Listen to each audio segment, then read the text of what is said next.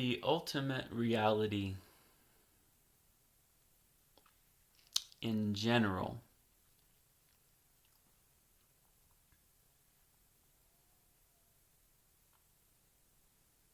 and our first 5 koans specifically can be summed up or described by our first koan.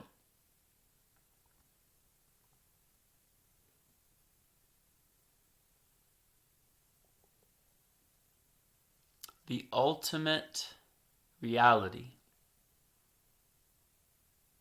is that which is unchanging, in the midst of, in spite of, regardless of, beyond, behind, beneath, before, and yet not separate from, but we'll get to that later, all changes. I'll say it again in a shorter sentence. The ultimate reality is that which is unchanging amidst all the changes.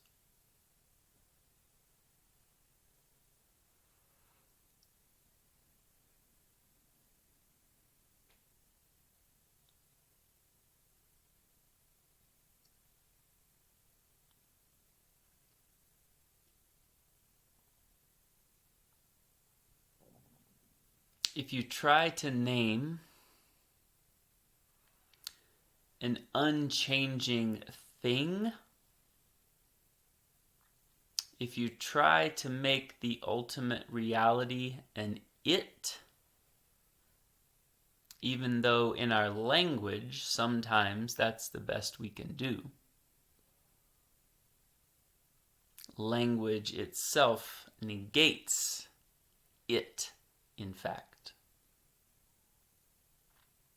It itself can only be directly perceived.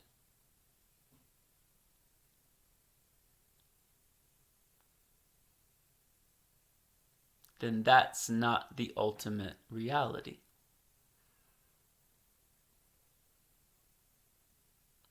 A relatively unchanging thing, something that seems constant, whether a static piece of furniture or a principle of life,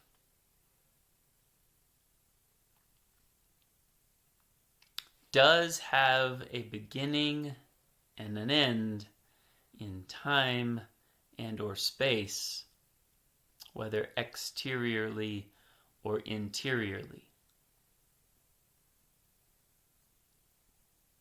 And even if you have not witnessed it changing,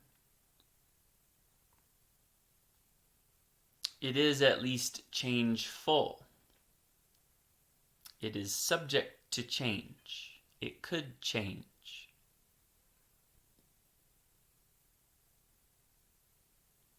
Change also indicates sometimes it's here, sometimes it's not here.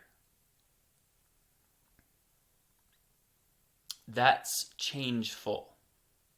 That's changing. Something is in your awareness sometimes, and sometimes it's not. That's a change. We have just been conditioned to believe that when it's not in awareness, it's simply over there, wherever there is, waiting on you. But in fact, that's a mere experience, and experiences, concepts, ideas, thoughts, opinions, principles, by nature, change, are changeful, are changing, are subject to change, are sometimes here, sometimes not. Even if it's when in your awareness, seeming to not change, it changes when it leaves, or it changes when you turn your attention to something else.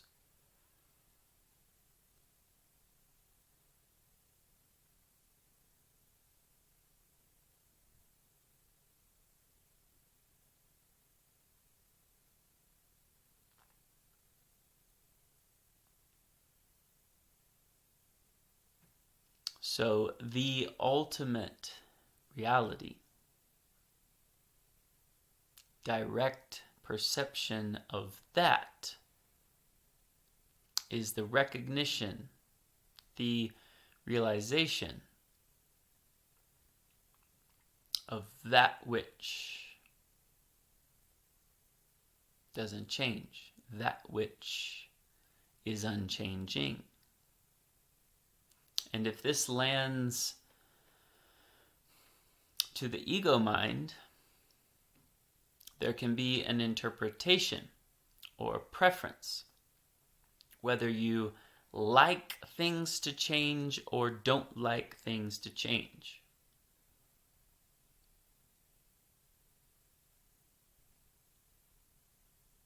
If you don't like things to change, you like rhythm and routine and structure and predictability, then this will perhaps feel inviting. If you do like things to change, variety,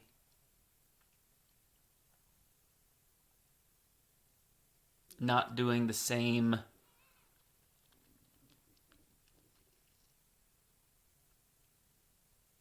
routine every day,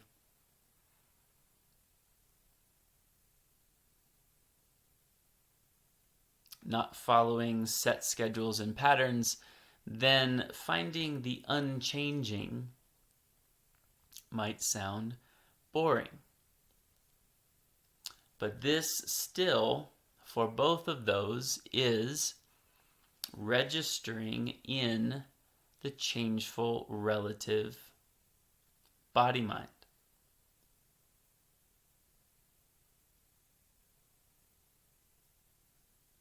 That which is unchanging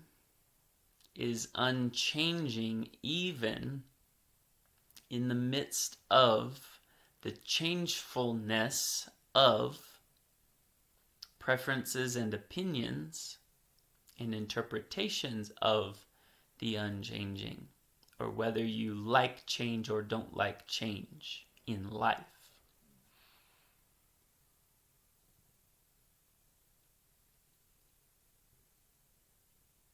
That realm of things, when the mind is fixated there only, causes great suffering,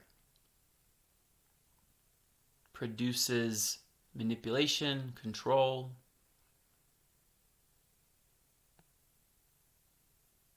avoiding, gripping, clinging, running. And we'll eventually see that that also is included and can be perceived from the grounded place of the unchanging. And even that duality does not have to be run from.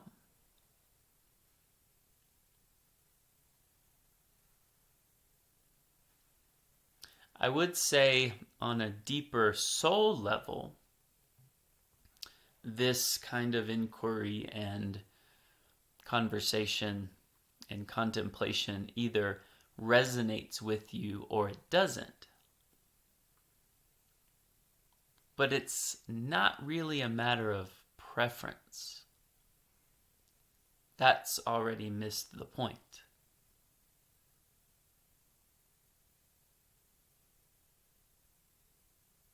I think, theoretically at least, every soul eventually produces a body-mind personality in one life or another that is interested in these things. But perhaps I could be wrong.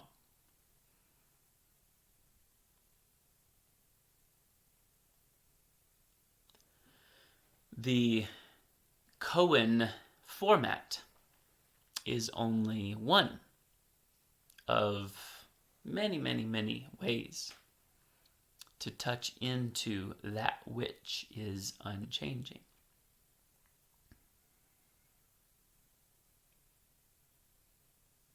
In my direct experience, the ultimate reality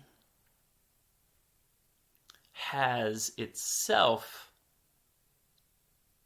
multiple levels, which we'll get into another time. And that's a paradox. Just because it has multiple levels doesn't mean it's changeful.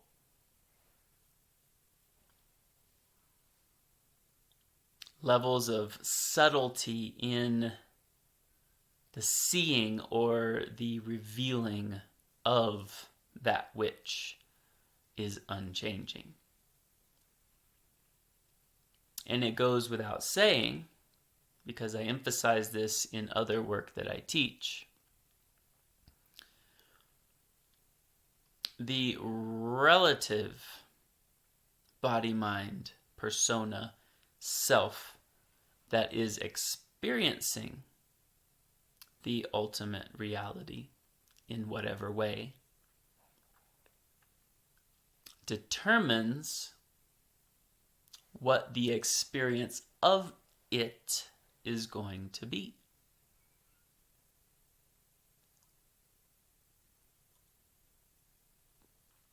But an experience of it is still not it.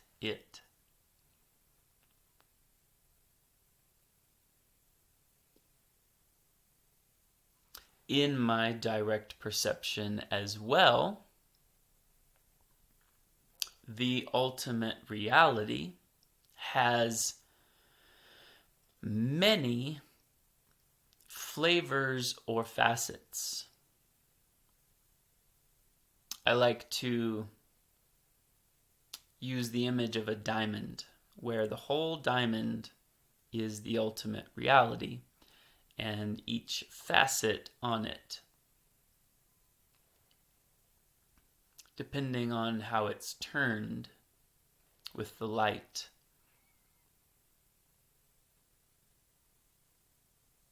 is a different texture of the ultimate reality.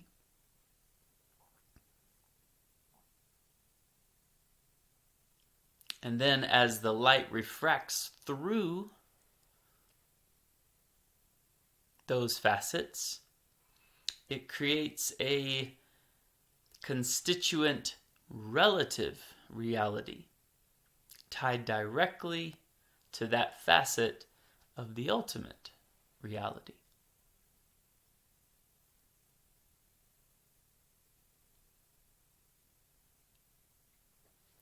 As a little life application reflection here,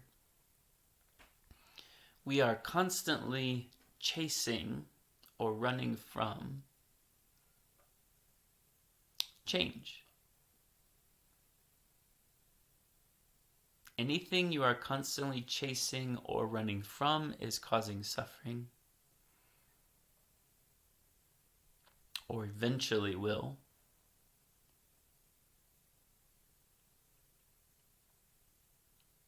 And besides the expanded, liberated,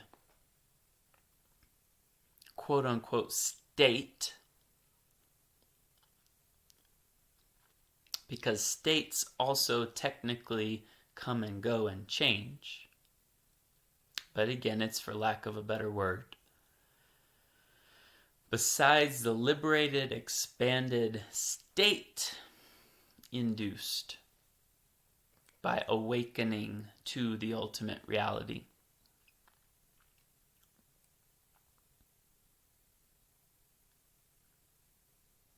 alleviation of suffering is often one of the primary impetuses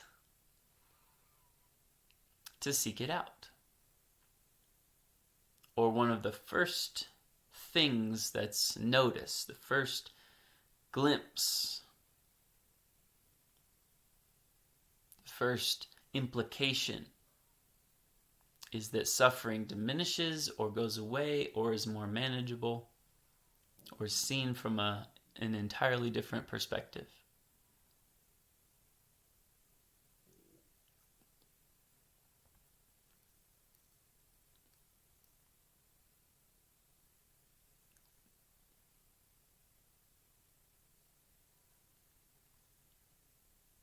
So far, in our first 5 koans,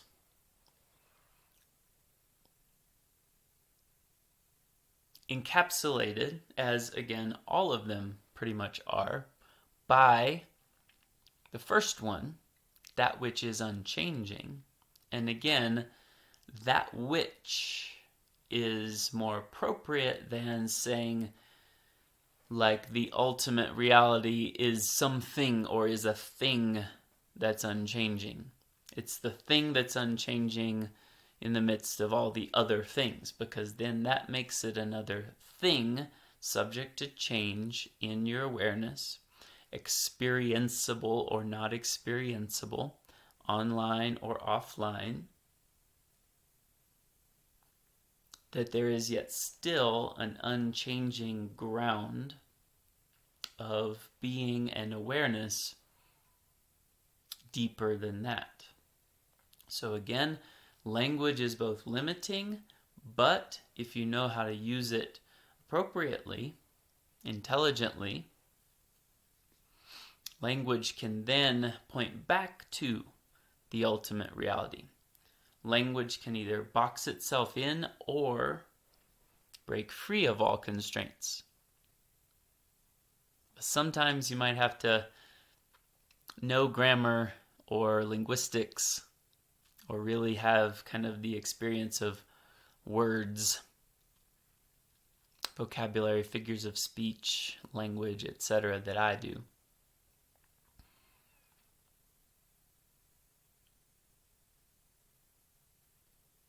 In any case,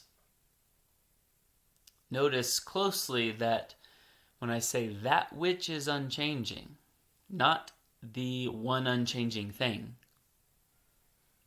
that which is unchanging negates everything else.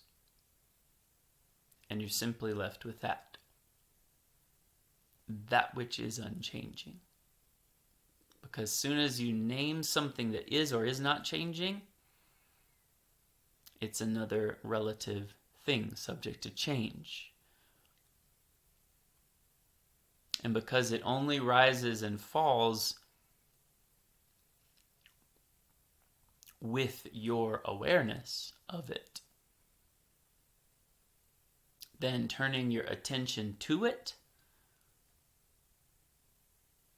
brings it into being. Turning your attention away from it removes it from being, at least momentarily.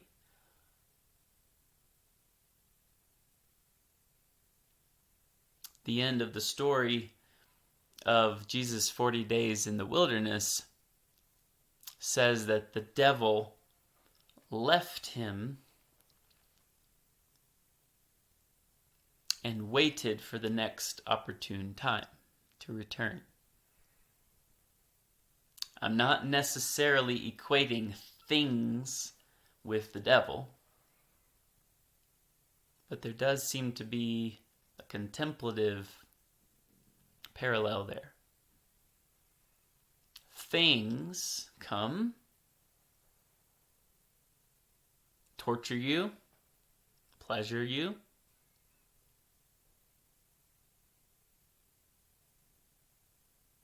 and those two words are arguably two sides of the same coin, and then leave.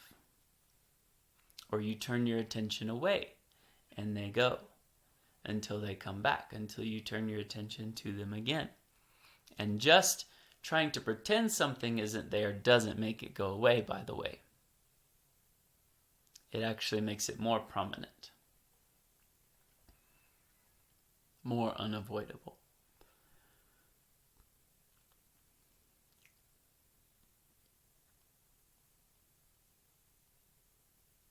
In any case, that which is unchanging. And so far in our course, basically, besides the umbrella of unchanging,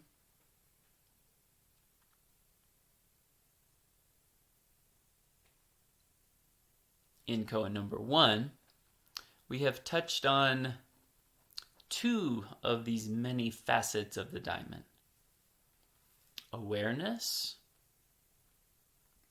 and I amness.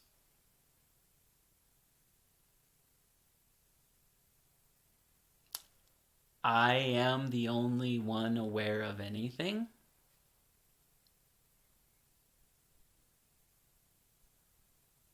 Everything arising is arising in my awareness.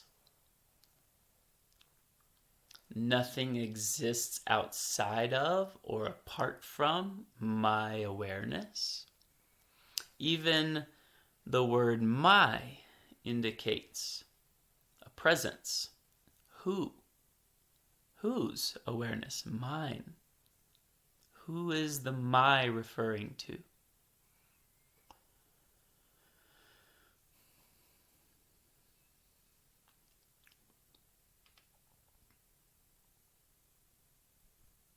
And finally, I am aware of, fill in the blank, body, mind, what you call yourself by your name. Therefore, I am not that. I am that which is aware of it as it comes and goes and changes. I must be that. And there are levels beyond that realization too, that we'll get to. But at the very least, I am not the changes, ultimately. At the very least, I am that which is aware of the changes in order to register the changes, in order to witness the changes, in order to comment on the changes, in order to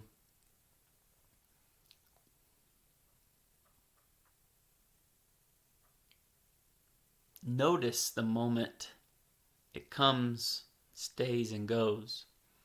I am that which remains unchanging, untouched, unaffected, so to speak. But that word unaffected also needs a little clarification for another time as well. For now, let's focus on I amness and awareness. Because those two facets of the ultimate reality are more or less the ones encompassed in what we've covered so far. Unchanging awareness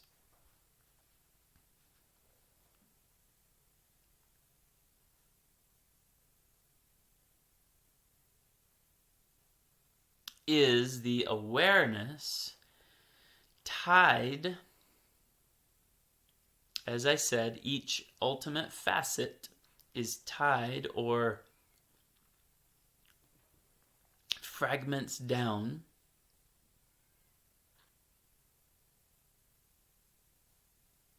to a relative constituent.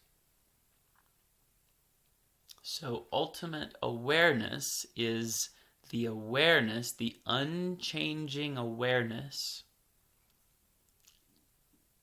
regardless of what your attention is doing. Awareness and attention.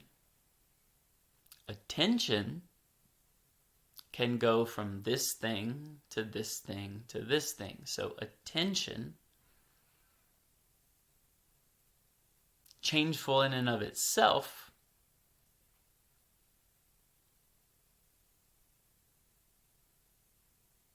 can look at or register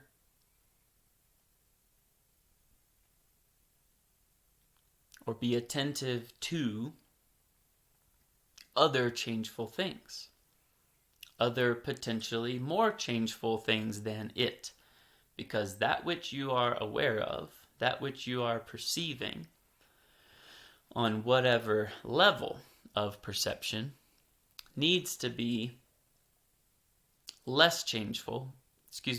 changeful by definition than the place you're looking at it and perceiving it from.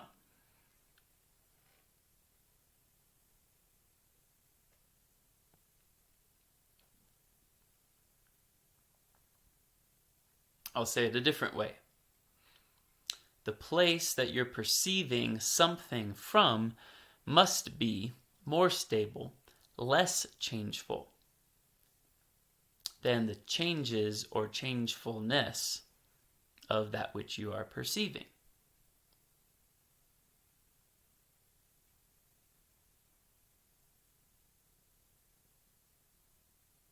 So whether you have your attention here or there, whether you're distracted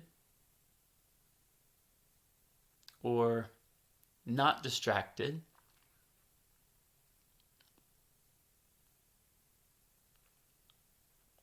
there is an awareness that is aware of distraction or not distraction. There is an awareness that is aware of attention here or there. There is an awareness aware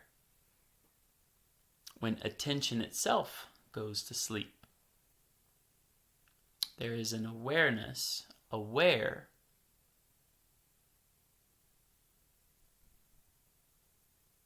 of all the changes.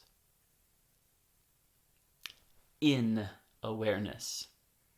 And in awareness's attention of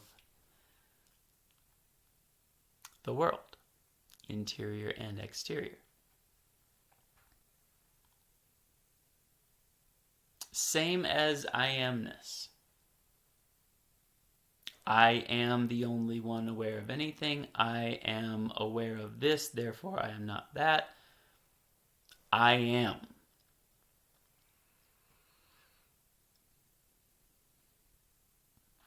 I amness is the thread of constancy in your being.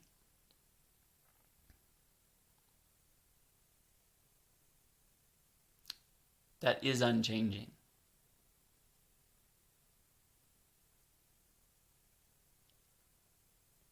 And it's okay to start to say that has never changed and will never change. But both of those are projections into the past and the future. So it's more appropriate to say unchanging now. Because, as we'll also explore later, now is all there is, and that's not just a cliche. There is only one present moment, and that is another facet of the diamond. There's not a succession of moments. Past and future exist only now.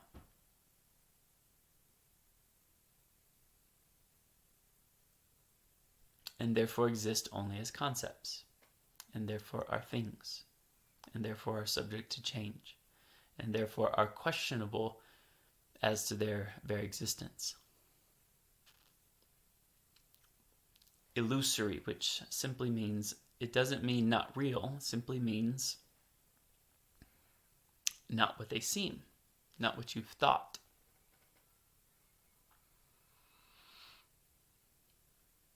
So we'll leave those for another time in the future.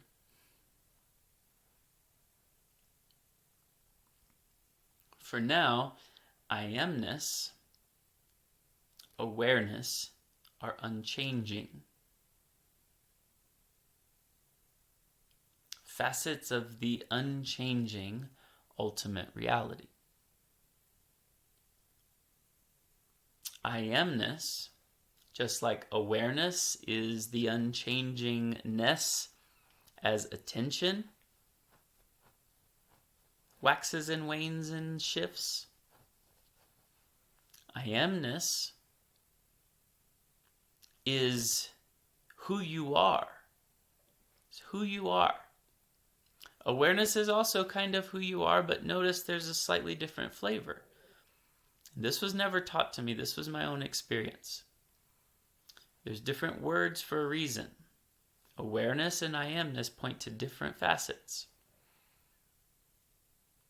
Again, in general, if you don't care to get into these specifics, but you are in this course, so there's part of you that wants to get into the specifics, to geek out on it, so to speak. In general, you don't have to do all of these dissections. That which is unchanging, if you glimpse that, that's the seed of enlightenment, and that's enough. But to be more specific with it, I amness and awareness are different. Paradoxically, they are both facets and flavors of the ultimate reality, which is beyond concept and change. But the words themselves are changeful, pointing to something that's not. I amness points to an identity, a beingness, in a way that awareness doesn't. I amness, who you are,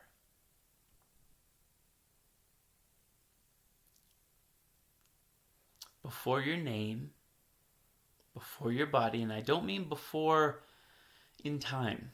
I mean right now. More basic, more primary.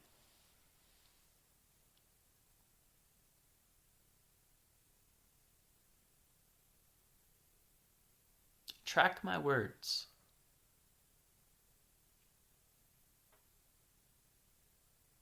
Don't listen to this like a lecture in school. Receive this like nourishment. Look to where I'm pointing. Try it out while you're listening. Find that which is unchanging. What does change is your experience of it, your realization, your recognition of it as and from the relative body-mind self. But that's only the first step.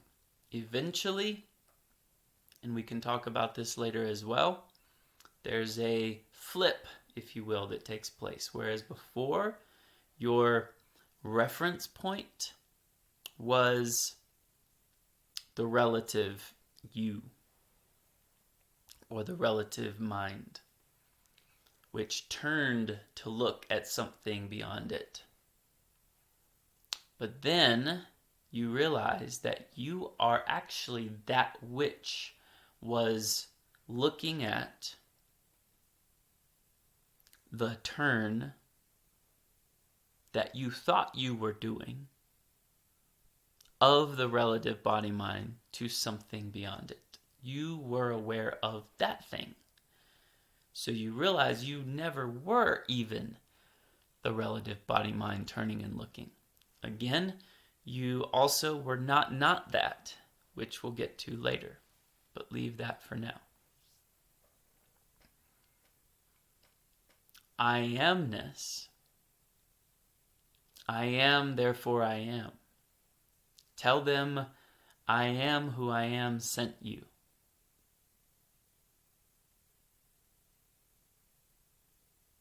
The conundrum of a burning bush. Whether it was a mystical experience or something produced by otherworldly beings, we don't know. But it was so holy that Moses removed his shoes because he was on hallowed ground. Something was happening in himself. And despite his stuttering, he was called from the I am place, the constant place beneath the stuttering, beneath the changeful words and things and doubtful mind, to go and set the Israelites free. Speak from that place of power. Jesus said, before Abraham was, I am. The magic mythic Christians want to say that this means Jesus was up in the clouds with God before time began.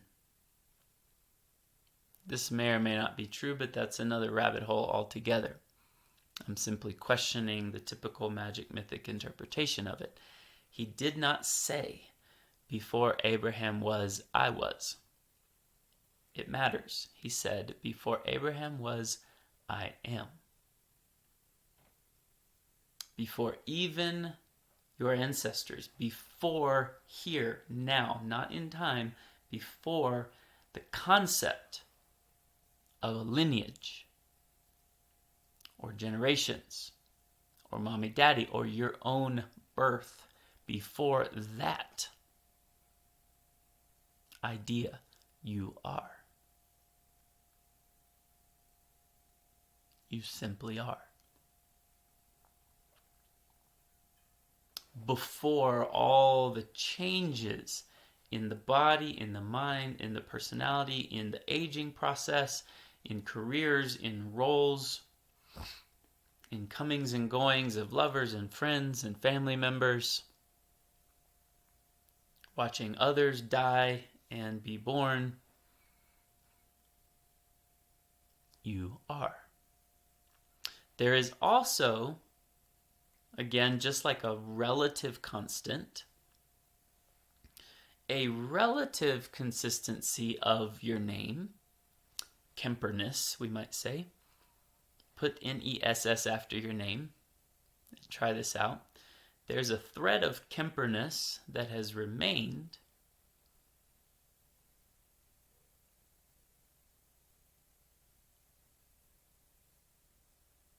but some people go through a name change that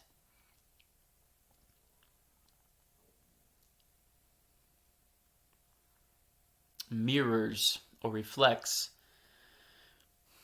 a shift or a change in identity. So there, right there, is a change in that stream. But even if you don't have a name change, there's a relatively constant stream of you as your name that you can remember throughout the years. You remember your 2-year-old birthday, you remember your 10-year-old birthday, you remember your high school prom, you remember your first job. You remember learning to drive, you remember whatever. Those things, again, just like awareness, attention, the world, Kemper is more stable than those things that Kemper was experiencing. But there is an I amness that is before, beyond, behind, even Kemper. because Kemper itself fluctuates constantly. Where does Kemper go at night? During deep dreamless sleep, fill in the blank with your name. That's a change. And yet something remains to register the change.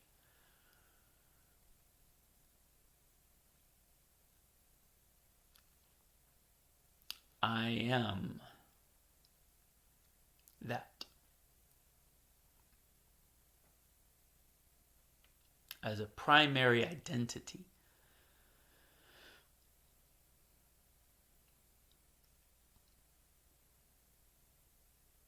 So conjure up one of those right now. Ultimate unchanging awareness or ultimate unchanging I amness. And the koans themselves are training wheels. It's kind of a map. Eventually you don't need them. But for now, they might help. So whichever of those 2 through 5 is your favorite, we'll say, that allows you to access that more easily. And then for another time, choose one that's more challenging. But for now, your favorite, the easiest to access. I am the only one aware of anything. And in that one, I am and aware are both there. So you can decide whether the emphasis is on I am or aware. Which one are you feeling into? Because again, they're different. Everything arising is arising in my awareness. They're both subtly there too. My, whose? I am. Awareness. I am's awareness. Nothing exists apart from or outside of my awareness. I am aware of blank, therefore I am not blank. I am that which is aware of blank. So conjure up one of those now. And be specific about which one you're in. Which one you are eliciting. Because then, as they say in the movie, what's really going to cook your noodle is who's the one even doing that? Is that an even deeper, unchanging one?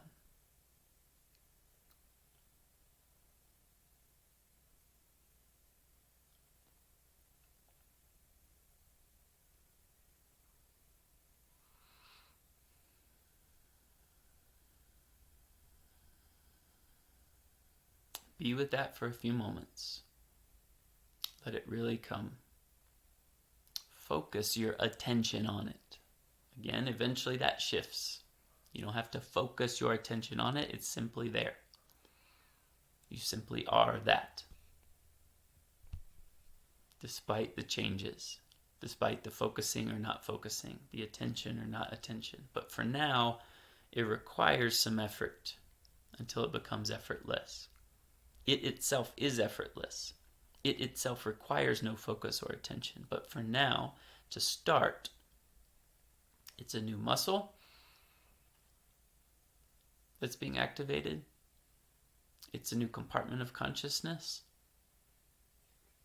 that includes all compartments of consciousness. And these are not just funny word plays. It's the truth. The words point to it. So focus on this. Turn your attention to this.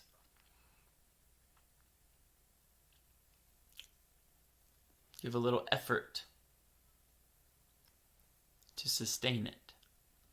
The unchanging, right now, of awareness, regardless of attention, or of I amness, regardless of the details of the amness.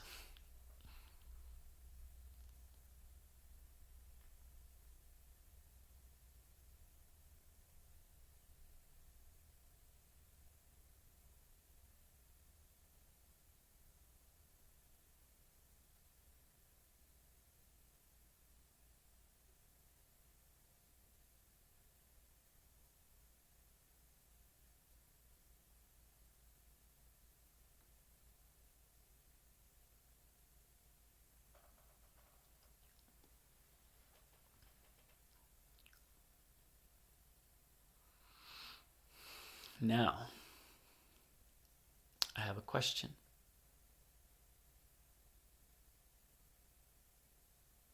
Which is, in fact, today's koan.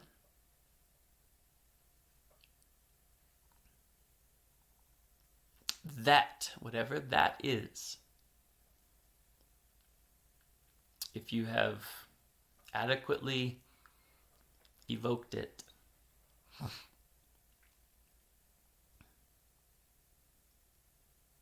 can you make it be or not be?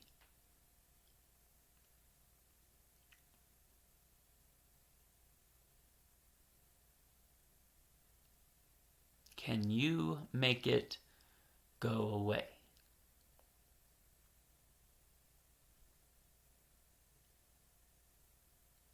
I'll be more specific for each of the facets. Can you be not aware? Can you make awareness go away?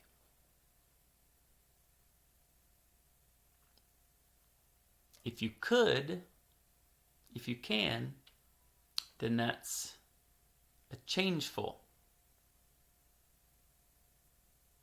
phenomenon that you are aware of. So you weren't quite there yet.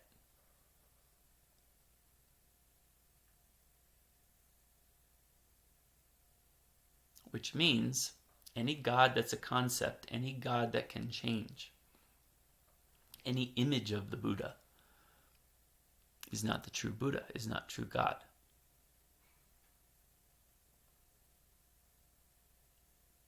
So if you can make it go away, if you can turn your attention from it, and it's no longer there. And this is a paradox if you're still, and it might seem contradictory, if you're still in the position of the relative body-mind that's turning and looking, turning and looking, turning and looking, and you haven't shifted to see, oh, I've been aware of the one turning and looking the whole time. Not the one turning and looking, it has just seemed that way.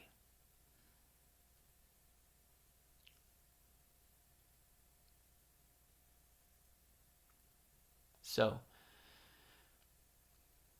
can you make yourself not be? For that matter, can you make yourself be?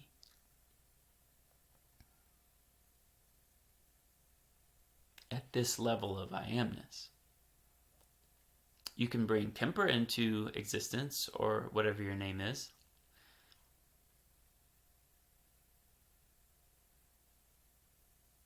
And then it goes away. You can bring certain things into focus in your attention, and then it goes away. You can make them be and not be. That's how you are the creator or co-creator of the world, or as Jesus said, the light of the world, literally. The world comes and goes with that light of awareness. Ego, shadow, projection, taking responsibility work is so important here. Having a sound moral compass is so important here. Geared toward light, not dark, positive, not negative, good, not evil.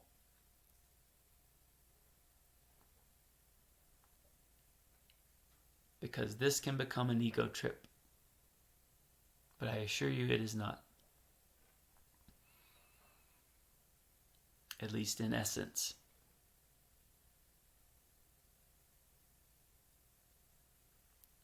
The question again, this, whatever this is, as awareness, unchanging, or I amness, unchanging, can you make it be or not be? Can you make it come or go away? Can you make yourself be or not be? Can you make awareness be or not be?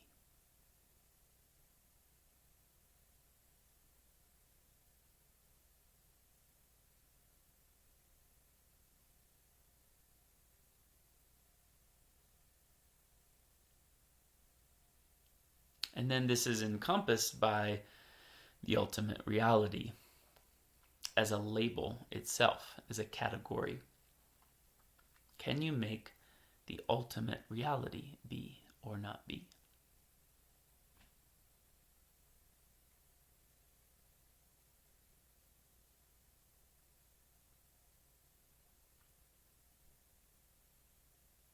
Track my words, pick up what I'm transmitting, at the very least stretch yourself.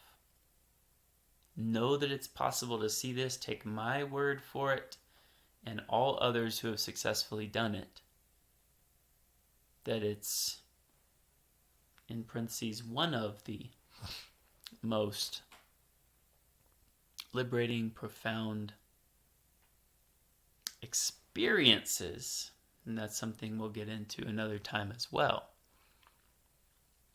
The experience is still not it, as I've already said. But one of the most profound experiences you can have. And the more you root it in and do that flip that I described, or recognize that the flip is not even necessary, that's the stuff of enlightenment. A glimpse of it, Zen calls satori, a flash of awakening. True enlightenment, again, is another conversation for another time, but definitely a prerequisite is to root this in so that it's there moment to moment to moment.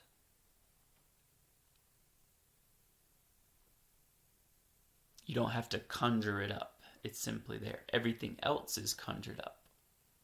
This simply is. You simply are that.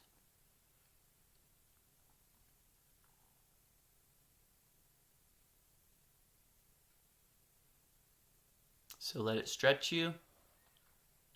Let the seed sprout and take root and blossom.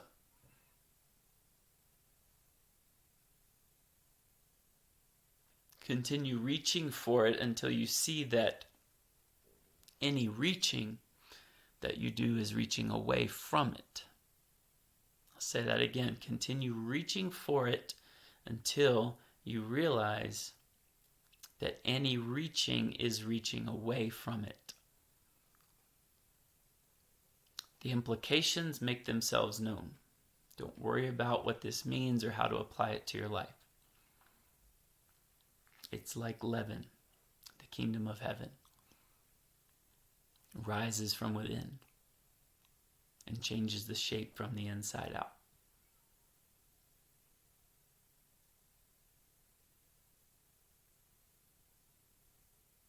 Animates your body, mind, persona from the inside out, so to speak. That needs slight clarification as well. See how subtle? See these realms you're exploring?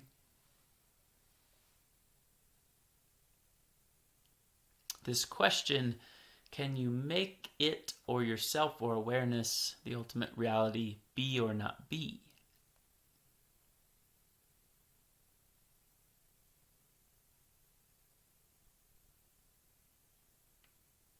Also points to another descriptor, if you will, of the ultimate reality that I've mentioned before, and that is always already. Always alreadiness. The ultimate reality is always and already the case. Always and already, both themselves are words that kind of indicate time as well. So they too are just pointers to now. But it's confirmed again and again and again that there's never been a time where it wasn't. And because you can't make it be or not be, then it's already. It's before you even look. If you could make it be or not be, you would be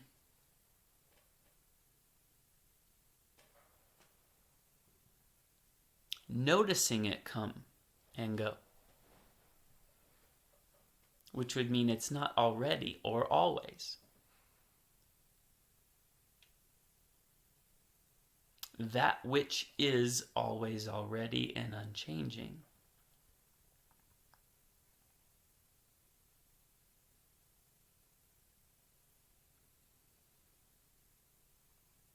A fun way to do this is, on the count of 3, try to make yourself not be.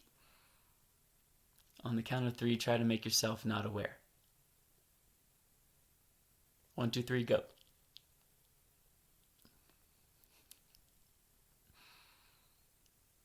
1, 2, 3, stop being. 1, 2, 3, don't be aware. Really try it. It's hilarious, but really try it. Intellectualizing and understanding the words I'm saying cognitively is important, but totally misses it if you try to replace the direct seeing or perception of it with thinking about it. It's good to be able to articulate it as well. It's good to be able to understand it, but understanding only, mentally, in the mind, you might say, is not full comprehension. Not full realization. It's part of it and it's important. But really look where I'm pointing.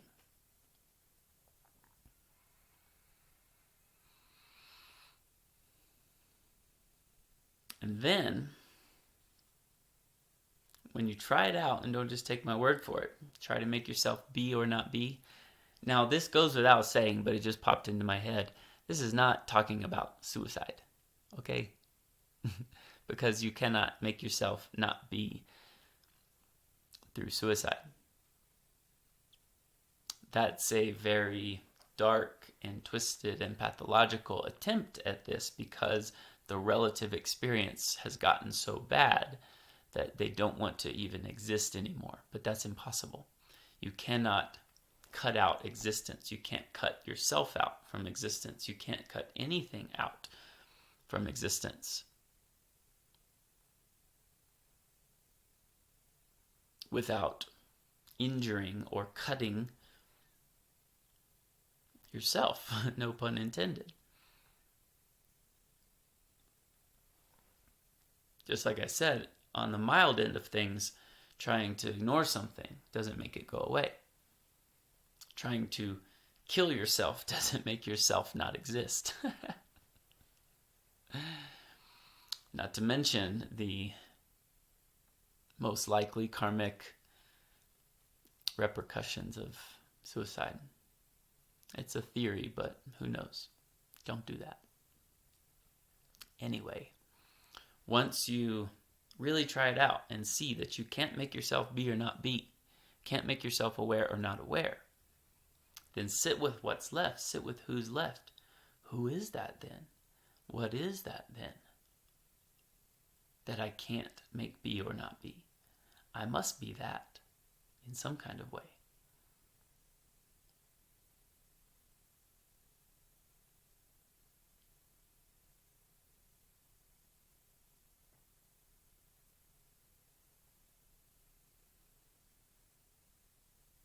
Then move it into the positive. I am that which ...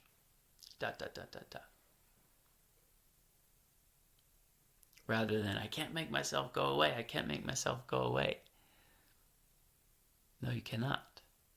So who are you there? What is that awareness?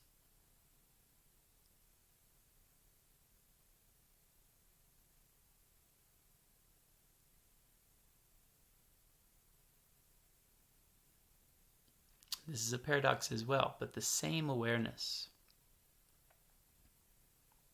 filtered through a different body mind and having a different experience, that is also paradoxically arising only in your awareness as a projection on the screen of consciousness, is the same one looking out of my eyes, looking out of your eyes, and not just looking visually, perceiving through that lens. It's the same one that I'm pointing to, having different experiences based on, dependent on the relative nature of each, relative expression of each. But it itself, in itself, as itself, in its essence, of its essence, is the same, unchanging one, arising where? All in the one I amness, in the one awareness.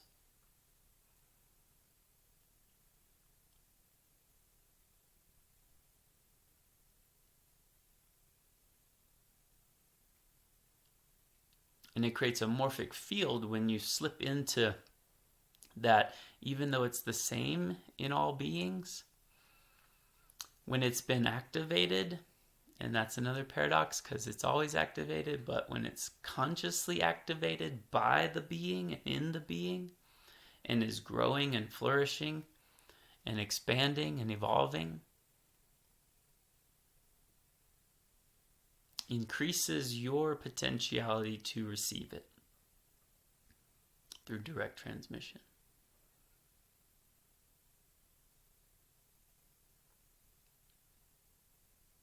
So another way to do this is perceive the I amness in me. Perceive the awareness in me. Perceive the unchanging in me as I'm speaking to you.